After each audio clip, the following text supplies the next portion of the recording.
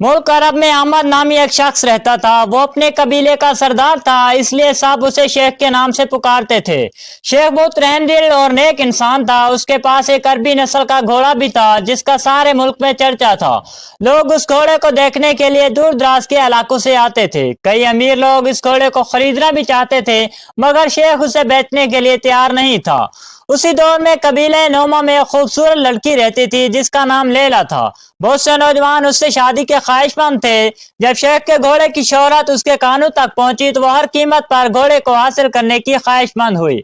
लेकिन जब उसे बताया गया कि शेख किसी सूरत अपना घोड़ा बेचने के लिए तैयार नहीं, तो उसने ऐलान कर दिया कि जो नौजवान शेख का घोड़ा हासिल कर लेगा उसके साथ शादी कर लूंगी।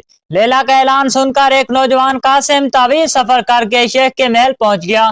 शेख हस्बे मामूल उसके साथ नेत खंदा पेशानी से पेश आया और खूब मेहमान नवाजी की, लेकिन घोड़े के मुतल्लिक कोई बात ना सुनी। जब कासिम को इस सिलसिले में नाकामी हुई तो उसने एक और तरकीब सोच ली। शेख की आदत थी कि वो हर शाम घोड़े पर सवार होकर शहर को जाता था और गरूब आफ्ताब के बाद वापस लौटता था। एक शाम जब वो घर की जानिब वापस लौट रहा था तो उसने किसी आदमी को सड़क पर कंबल में लिपटा हुआ पाया। शेख उसके करीब पहुंचकर घोड़े से उतरा और खैरियत पूछी, जिस पर उसने कहा कि वो बहुत बीमार है और कुछ दूर भागे अपने घर तक पहुंचना चाहता है। उसने अपना चेहरा कपड़े से छुपाया हुआ था। यह सुनकर शेख ने जल्दी से उसे अपने घोड़े पर सवार करा दिया और खुद भाग पकड़कर साथ साथ पैदल चलने लगा। अभी उन्होंने चंद कदम का फासला तय किया था कि उस आदमी ने कहा कि मेरा कंबल वहीं रह गया है, बराए मेहरबानी उसे उठा लाएं।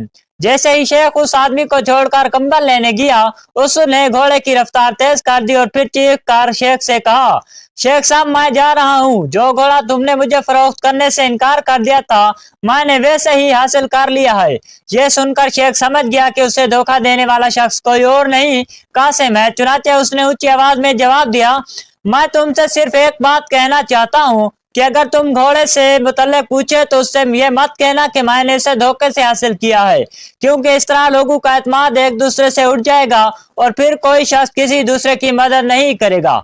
शेख की बात सुनकर कासिम बहुत शर्मिंदा हुआ और उसने घोड़ा वापस कर दिया।